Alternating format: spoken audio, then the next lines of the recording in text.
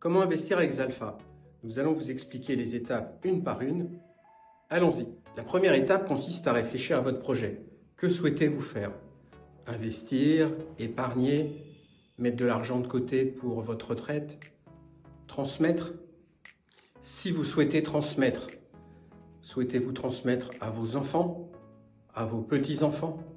Vous pouvez transmettre dans le cadre de la donation tous les 15 ans à hauteur de 100 000 € par enfant ou un peu plus de 35 000 € pour des grands-parents qui veulent transmettre à leurs petits-enfants. Une fois que vous avez choisi votre projet, vous pouvez réfléchir à l'intérêt d'investir avec des versements réguliers. Nous allons maintenant commencer le parcours client. En quoi cela consiste-t-il? Tout d'abord, nous allons vous poser des questions sur votre état civil, puis sur votre patrimoine, vos connaissances financières et votre profil de risque.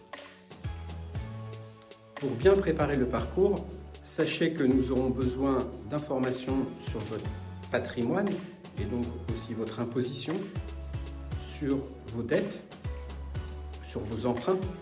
Donc, réunissez tous ces éléments de manière à les avoir avec vous au moment du questionnaire.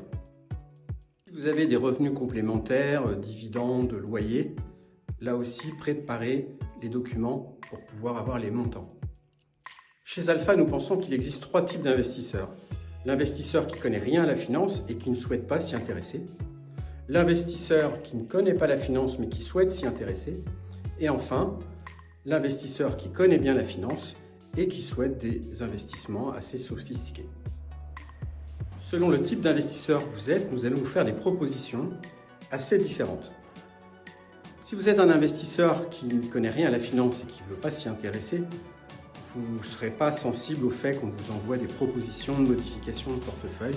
Vous aurez l'impression qu'on vous demande de prendre des décisions à notre place.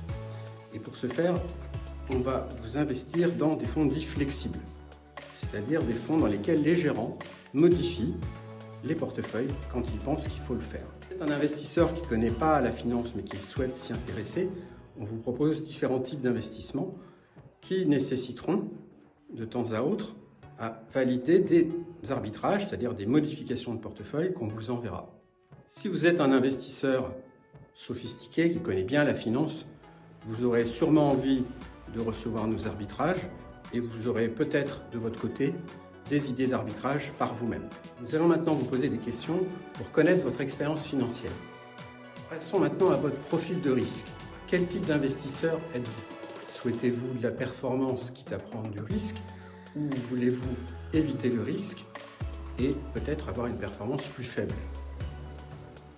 Pour mieux connaître votre appétit pour le risque, nous allons vous poser des questions concernant votre portefeuille. Si vous avez investi pour 8 ans et plus, vous connaîtrez sûrement des grosses fluctuations de votre portefeuille à des moments. Qu'est-ce que c'est qu'une grosse fluctuation pour vous? 2 indicateurs vont nous permettre de mieux cerner votre appétit du risque. Le premier, c'est le recul possible de votre portefeuille. Est-ce qu'à un moment de votre investissement, votre portefeuille peut reculer de 10, 20, 30%? Est-ce que ça vous fait peur? L'autre indicateur, c'est le délai de récupération. Quand votre portefeuille subit une baisse, combien ça prend de temps pour revenir au point d'origine? Voilà, nous arrivons au thème du parcours. Vous avez choisi votre thème d'investissement. Nous avons défini votre profil de risque. Voici maintenant la synthèse de toutes les informations que nous avons collectées. Pour finir le parcours, préparez un RIB numérisé et une carte d'identité ou passeport numérisé aussi, sous un format PDF ou une photo du type JPEG. Si vous n'avez pas réfléchi aux personnes qui pourraient être bénéficiaires de votre contrat d'assurance vie, faites-le maintenant. Tout ce que vous avez renseigné est bien enregistré. Vous pourrez revenir ultérieurement pour finir le parcours. Nous arrivons à la fin du parcours. Nous vous remercions d'avoir fait confiance à Zalfa et on vous dit à bientôt.